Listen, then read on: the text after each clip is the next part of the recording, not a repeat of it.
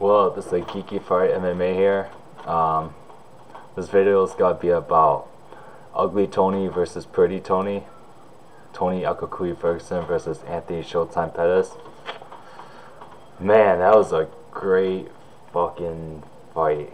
Like, I thought Anthony had no chance at all. And, I mean, I knew he had some chance. Tony is he gets hit a lot early. He's kind of like similar to Cowboy, but as far as being a slow starter, but like skill wise, he's way beyond, and guys championship level.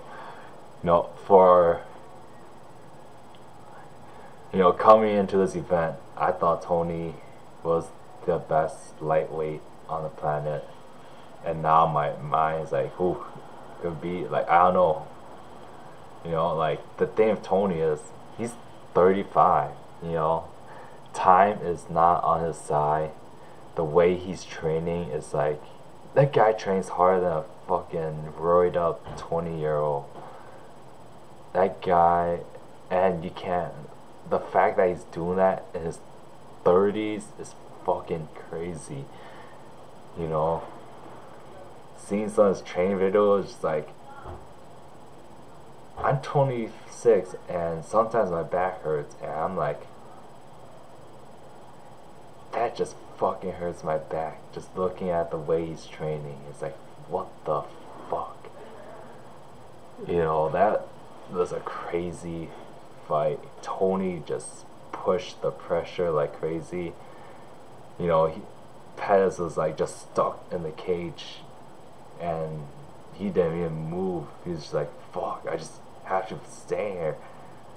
Tony like picked Pettis apart, pressure Pettis, beat him up in the first round.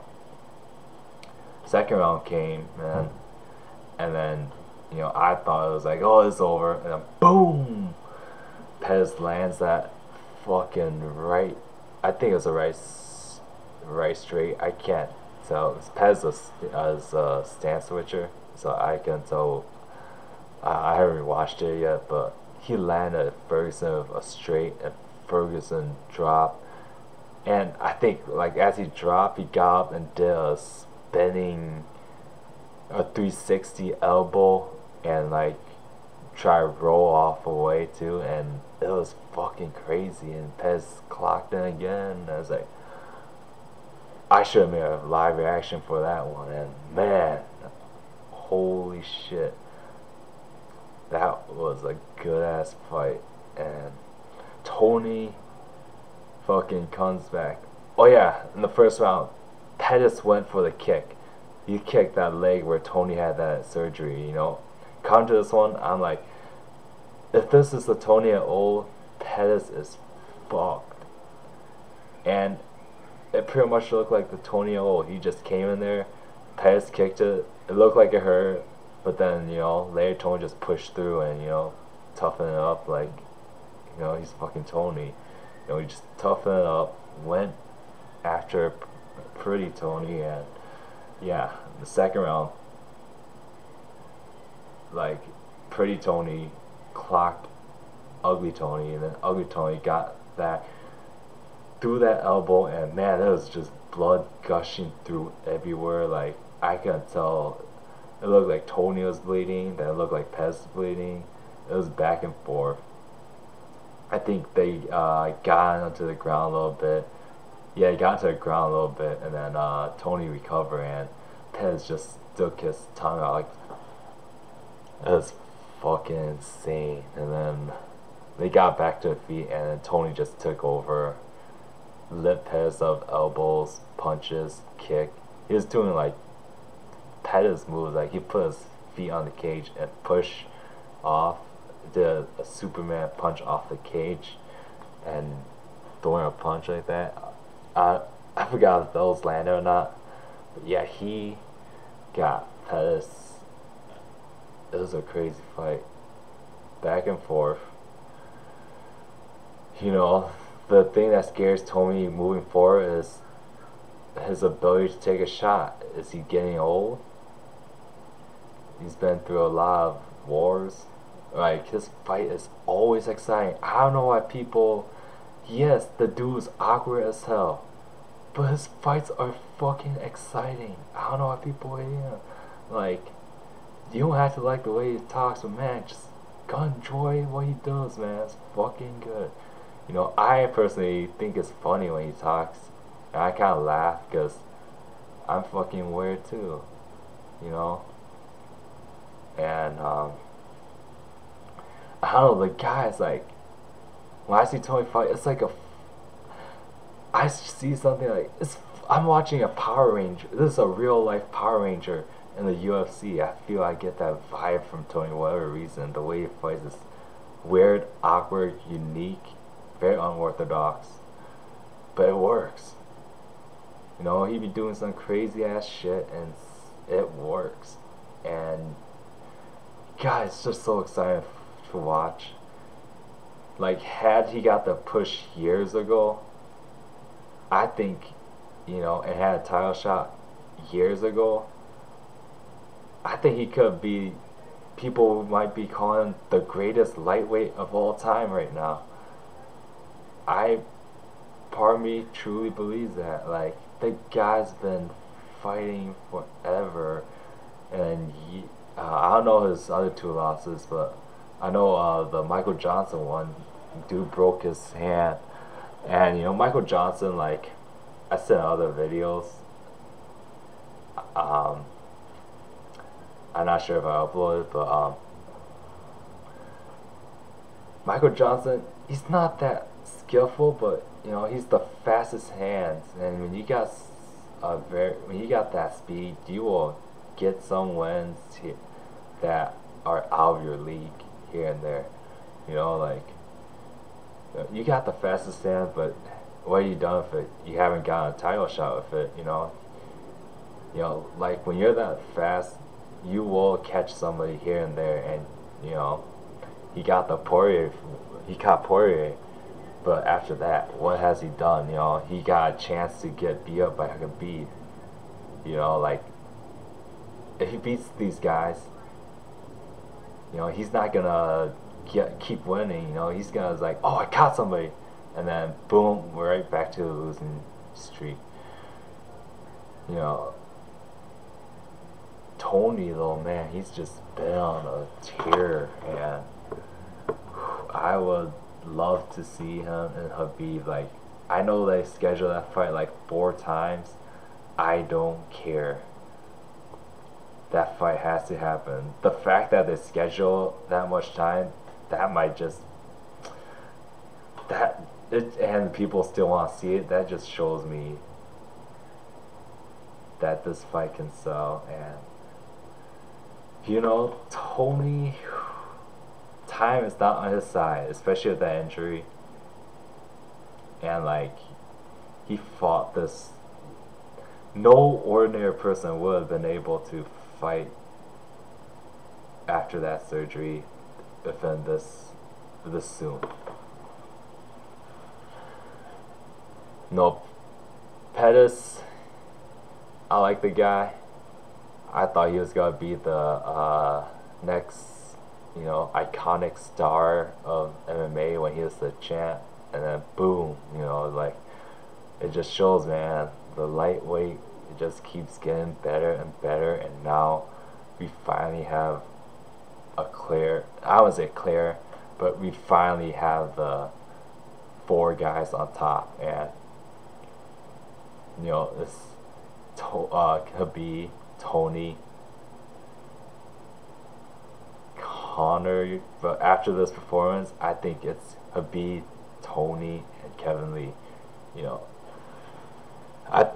if Kevin didn't get staph infection, he could have won that fight. But then again, you know, Tony, he always gets catch. And the thing with Tony that scares me is, ever since, you know, he took that kick, you know, when you take a clean kick in MMA, you know, you don't have to have like knockout power, but if you land a clean head kick, you can knock anybody out, and that could also ruin change their career. And Tony has a good fucking chin. But ever since he took those clean kicks from Lando Venata, or I forget how to say dude's name. Ever since he took those clean kicks for Lando, the guy's been getting dropped at least once or twice in pretty much all his fights. The guy, and that's one thing that scares me watching him go forward and taking him, like, is age is not on his side. Out of the top guys, he's the oldest, probably has the most wear and tear. The dude, and like, he's been getting dropped a lot more often now. And yeah, like, the same thing happened to Ben Henderson, man. That guy, like, he had a good chin. Like, getting hit, he didn't give a shit. Like, he never hesitant. He was never hesitant until he took Anthony's kick, and then, yeah, he still had a good chin, but, like, he started getting hurt more. When he gets hit, you see he started getting hesitant more. It fucked with his confidence, and I think he knew, like, physically he can't take as much as he used to after that kick. Like, when you take a clean kick to the head, you're physically,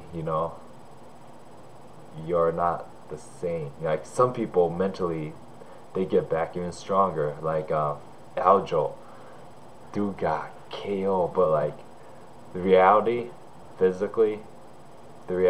physically, more than likely, you won't be able to take as much.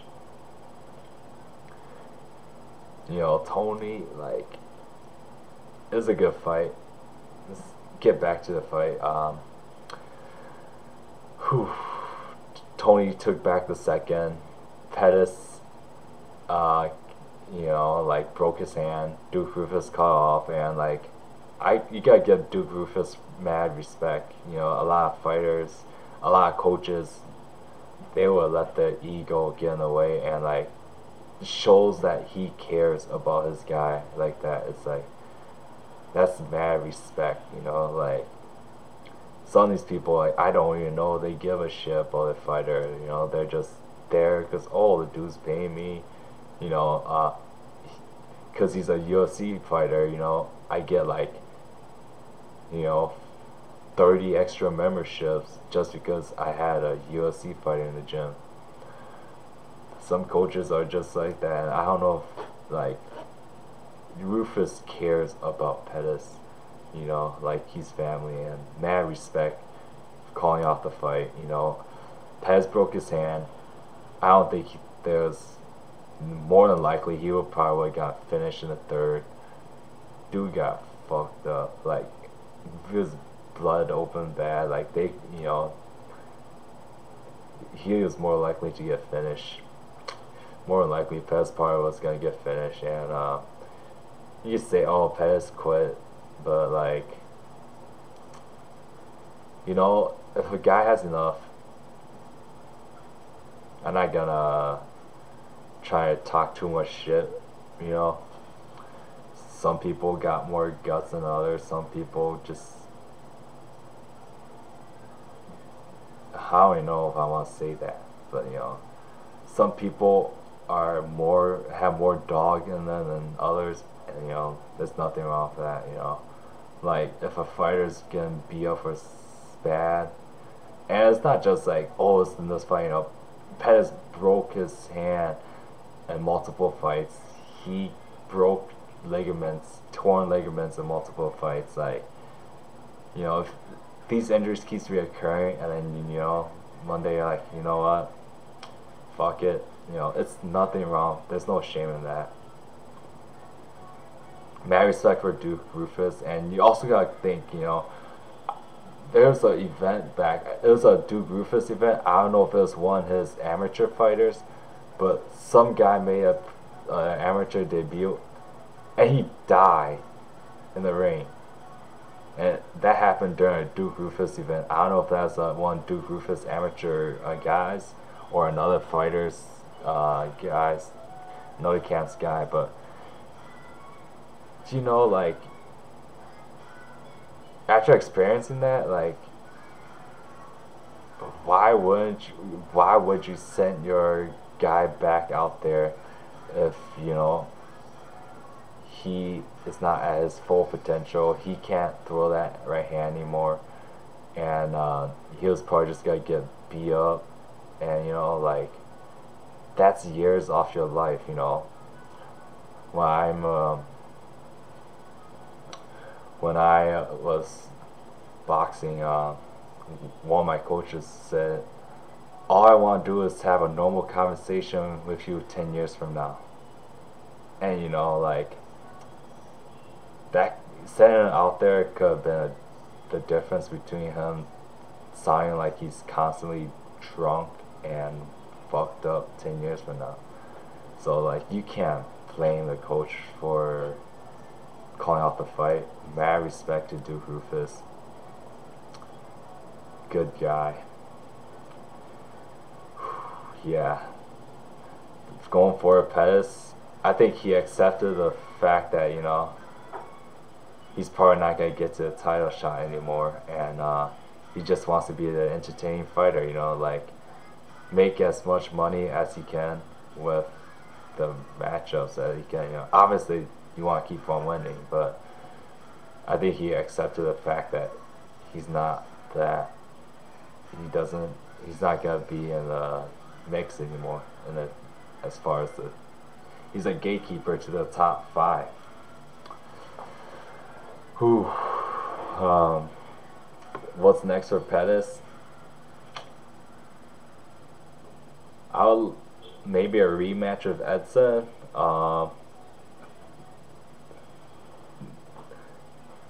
Maybe if loser Nate and Poirier, although that is not probably not gonna happen.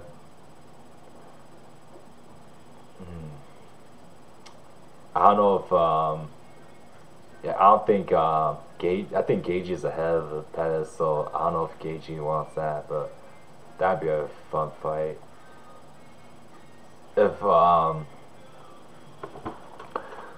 there was gonna be like if Conor is not gonna get rushed, like a good tune-up fight for Conor to get his timing back would be Pettis. But that's probably not gonna happen, you know. Like the thing with MMA, like the tune-up fight is so risky because there's so many things that you could get catch with, and you know Conor experienced that, you know, like dude got caught because he had to worry about the takedowns, and then bam, you know, could be caught and drop him, you know. You can make, you know, like if you want to get Conor to tune up, warm himself, get his timing back, build himself with some few wins, and you know doesn't just rush into a rematch that he shouldn't be fighting. You know, Pettis would be a good tune-up fight for that, but there are big risks and consequences of a tune-up fight in MMA, because if you lose a tune-up fight, what's gonna happen then, you know? So I don't think that's gonna happen, because you're more likely to lose in a tune-up fight than you are in a tune-up fight in MMA than you are in a tune-up fight in boxing.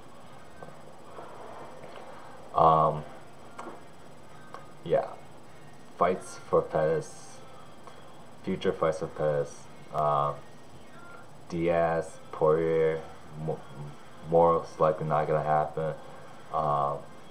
Gagey be a good one, or just give Pettis somebody like Alexander Hernandez, you know, fuck it, toss it, or you know, give him a James Vick.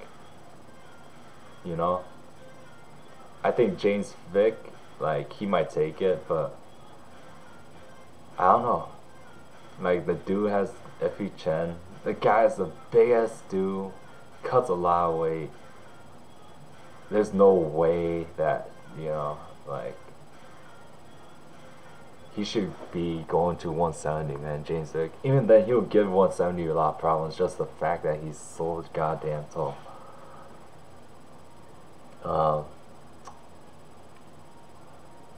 what's next for Ferguson. I like to see Habib, but we don't know how long that whole thing with Nevada is gonna take. And you know, fuck it, do it in New York, do it somewhere where Nevada can't fucking do anything about it. But we don't even know if Habib is gonna be fighting anymore or wants to fight anymore. But like, I would love to see Habib versus Tony. They're probably not gonna do him against Kevin Lee too. That would be a fun one. But I think they want to keep contenders fresh. So, you know, just in case Tony loses, then there's somebody right in line immediately. Tony versus Conor, that could be like that's also very likely, more likely than Conor versus anybody else besides Nate. That would be a good one. Like, if Conor wants to get back to the title, he wants that title match immediately, his fastest way is up there is to beat Tony. But I have to see Tony versus Habib. Like, I want to see how that ground battle is gonna turn out. Like, Tony might even put Habib on his back, or Habib might take Tony down, and Tony beats Habib while Tony's on Tony's back.